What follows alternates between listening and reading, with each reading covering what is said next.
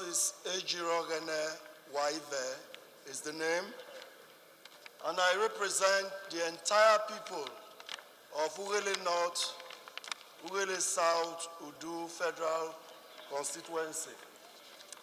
Mr. Speaker, I am from Delta State. The budget, as presented yesterday by Mr. President, is the issue in discourse. Permit me to begin by appreciating the fact that we are returning to the January-December budget cycle that makes planning possible and therefore economic development. Permit me also to thank members of our committees of this Honorable House, the Committee on Finance, Committee on Appropriation, for the good work that they did, sleepless nights, making sure that the MTEF was passed to allow the presentation of the budget yesterday. Having said that, Mr. Speaker, I would like to highlight some of the major areas that Mr. President and this administration is putting bulk of the money into, showing that the administration is sensitive to the needs of Nigerians. For works, 262 billion naira is earmarked. And I think that Mr. President is aware of the challenges we face on the roads of this country and other areas that he properly termed critical infrastructure. There is also the area of power that he embarked 127 billion. And I think that government is aware of how the need for power is in this nation, and how it would drive industrialization and small-scale industries' survival. In fact, Nigerians will be looking forward to the bulk of this money going into the distribution aspect of power, although privatized with federal government also having... Honorable Chief Whip, am I protected? Oh, you saw permission. Okay. Mr. Speaker, Nigerians are looking forward to this budget changing the lives of the populace. I'm particularly impressed with the 100 billion for defense that will help in the security challenges the country is facing right now. Mr. Speaker, we are all aware of the challenges of kidnapping, insecurity generally across the country.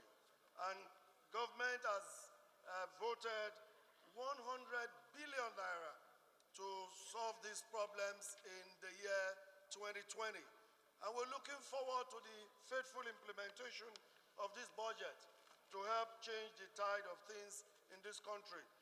The estimated 2.18 billion barrels per day of crude oil in this year is also very feasible, judging by the history in the recent past. We hope that the price of crude oil will remain stable and perhaps even go higher, so that the $57 per barrel that is envisaged will be able to go well above that and have some funds for, like we had SS crude oil account the other time, from which we had money to fund a lot of infrastructural needs. May I also commend the fact and draw attention to the fact that our GDP has been consistently growing in the last 9 years. And in the year 2020, we expect it to continue to grow. 2.98% is what Mr. President put on paper yesterday.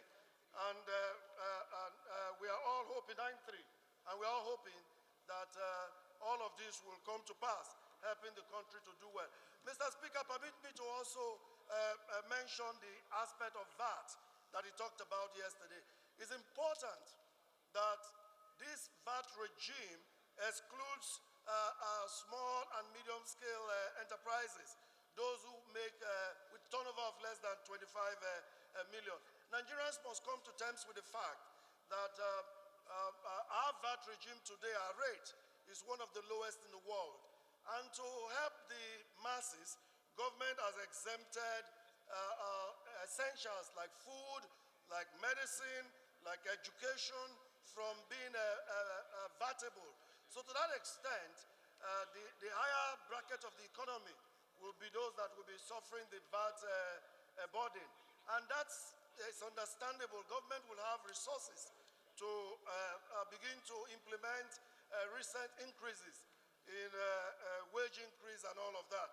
And importantly, 85% of VAT revenue will go to government at the lower tier. I want to appreciate the fact that this Honorable House is dedicating the month of October to looking at the details of this budget and interfacing with the MDAs to ensure that the budget is properly appropriated, and at the end of the month, we should be able to pass the budget. Mr. Speaker, I appreciate the fact that government is doing well, and all we need is the patience of Nigerians to support what government intends to do, to see that now that we return to the January-December cycle, this country can do better economically for the good of all. Mr. Speaker, I so submit.